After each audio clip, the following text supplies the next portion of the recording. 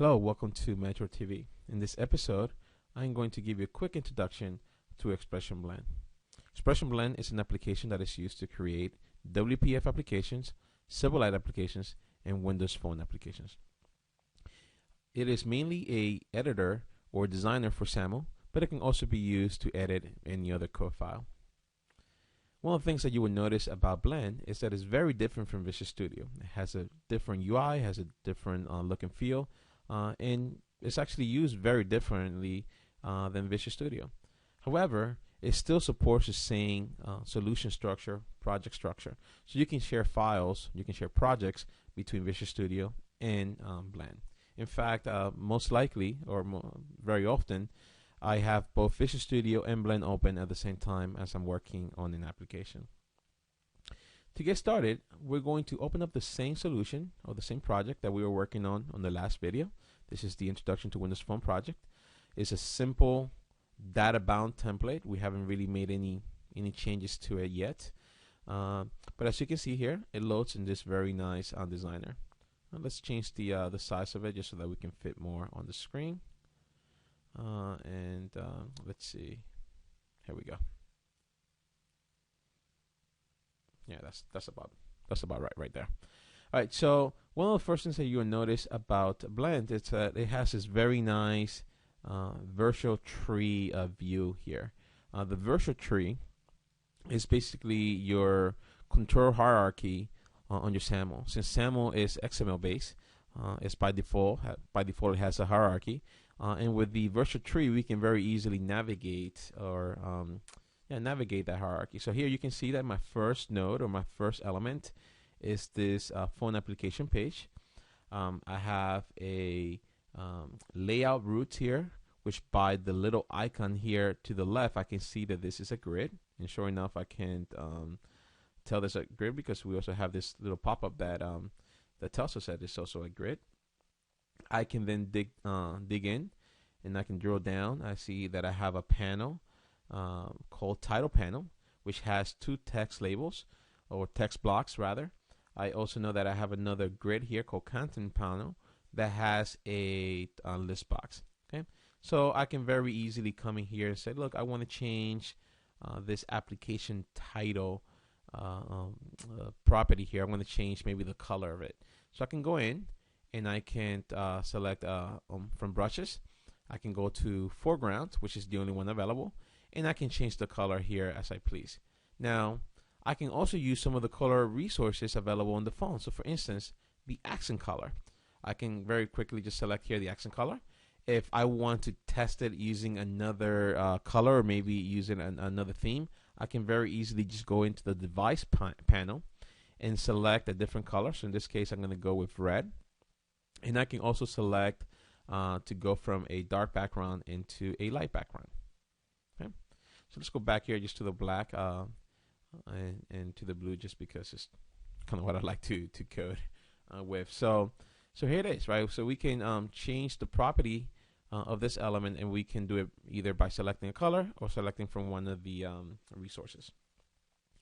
Now notice here, if I want to change one of these properties within this list box, if I click here, I'm not able to just go directly into the actual template. And that's because this particular items underneath within this list box are part of a data template. For me to be able to edit that through the through Blend, what I have to do is I have to edit that template. To get access to the template, I simply right click on my element. I say edit template, edit additional template rather. I click on edit generated items template and simply just hit current. So now I can see here that I can navigate very easily between my two properties, and I can add another one if I want to as well. What I want to do here is a couple things. I want to change the text here of my properties of my control. So what I'm going to come in, I'm going to select, instead of using this font here, 15 points fonts, I'm going to use one of the built-in fonts. So I'm going to go into System Resources, and I'm going to say, give me a medium-sized font. All right, now you didn't really see that, so let's maybe select a different one so that it can be more upfront. So let's see if we can go with a extra large font. So you can see it here, hopefully. I'm going to go back into this other one and I'm going to update it as well.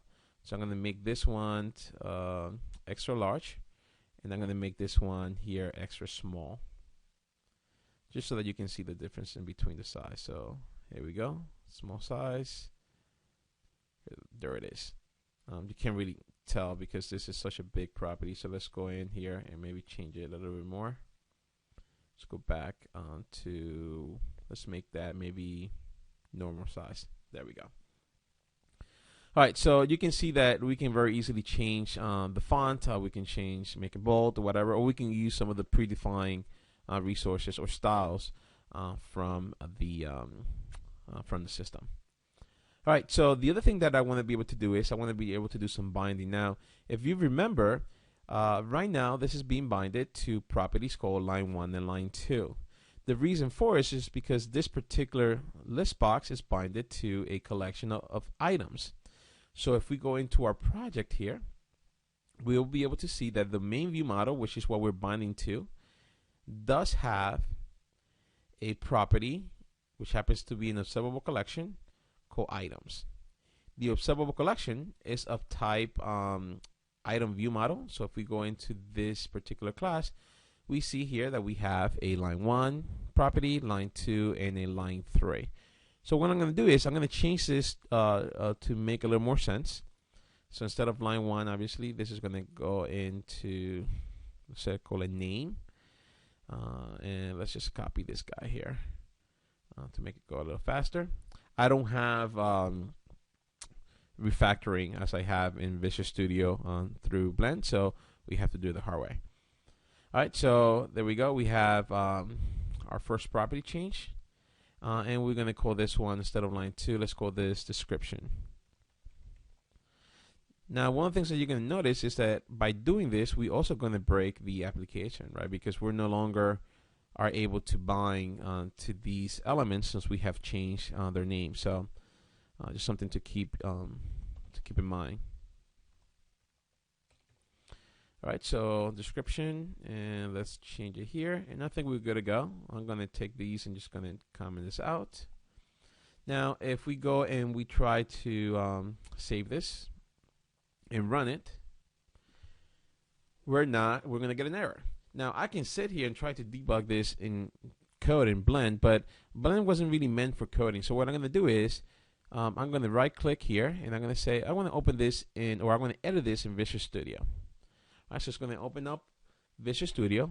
Again, same project template, so that shouldn't be a problem. And I'm going to try to run it from here. Now, obviously, I'm going to get an error. It's going to fail, but at least I get a description of the error. And just by looking at it, I can tell that the load method no longer works because it's trying to load the old item view model. So we have to change this. Let's call this name, and we're going to call this description. And we have nicer IntelliSense here. And there we go. So I think that was it. Maybe there's another bug or another issue. Nope. There it is. So if we run it, we can see the application has a new color for the application bar or the application title, but there's no data. Where is our data? Why isn't it showing? Well, let's go back into Blend to try to figure that out. So notice that the minute that I go into Blend, it's going to say, hey, these files have been changed. So you want to reload it? Absolutely. So we're going to click yes. Definitely want to reload it. And we're going to open up the main page again. Now, if you notice, our template for this list item or this list box is trying to bind to property name line 1, line 2. So we know this is wrong. And we can go ahead and change it here directly if we want to, which is totally fine. But the better way to do it is to just simply go in and change it via the editor. The reason why I want to do this is because we can take advantage of this very nice binding editor. So I can click here on this property. We want to bind to the text property. We're going to go and click on data binding. And here it's going to tell us the different fields that we're able to bind to. In this case, for the first text label of the text block, we're going to bind it to name. Click OK. And then for the second one, we're going to bind to description. Click OK. And notice that we still don't have anything showing on the designer. And before, we at least had some very nice text here that we can use, though with sample text, that we can use to kind of see how our UIs are coming along. The reason why we're not able to get anything here is because, again, our model has changed, right? We're no longer binding to line 1 and line 2. So what we have to do is we have to look at our sample data. So if we go to project here, notice that we have this file here called sample data. And if we edit this, and just edit in Visual Studio, we notice that we have this sample file trying to bind or trying to create a sample data for the old item view model, right? Still trying to provide properties for or values for property line 2, line 1, and we know that this is not accurate. Okay, now we can sit here and edit this if we want to, and just call this, name, and that's totally legit. But a better way to do this is to use Blend to create a new file for us. So what I'm going to do here is I'm just going to close this.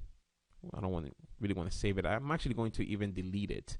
So let's go back to Blend and just hit delete. So we're going to delete it from here.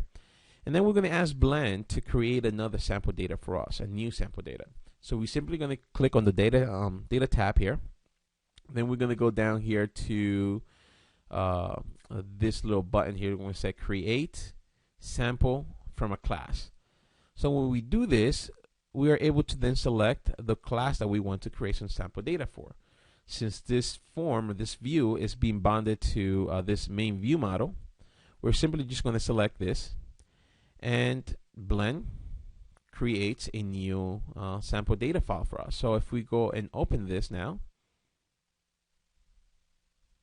okay, notice that we have a new sample data file with some new data items. Okay. Now, just for the sake of our app, let's just create some shorter names here, and we can tell Blend and we can say this property is is a string of maximum of 12 characters or whatever, if we want to kind of limit or specify what kind of data we want to create. All right, so just a couple more, and there we go. So let's save this again, go back to Blend. And now when we refresh our page or go back to Blend and run it, the thing that you're going to notice is, number one, our application is now binding to data, right? So it's working. And also the designer is also binding to data. Okay, so definitely something to take advantage of, to use the sample data. That way you can kind of see how your UI is coming along, how what's going on with your pages. It's a very nice way to kind of just preview, if you will, the design of your application. So this is going to be it for this video. Obviously, there's a lot more that we can do with Blend. We can do some animations. We can drag controls into the panel. There's a whole bunch of stuff that we can do, but we're trying to just keep these videos very simple to about 15 minutes or so. So we're going to end here.